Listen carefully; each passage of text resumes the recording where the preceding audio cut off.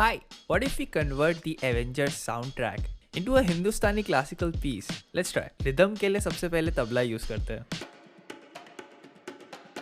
Main melody को हम अलग अलग इंस्ट्रूमेंट्स में प्ले कर सकते हैं. एक संतूर पे और एक बांसुरी पे. अब बीच बीच में कहीं कहीं सितार डालते हैं. अब इन सबको जोड़ने के बाद हमें ये मिलता है.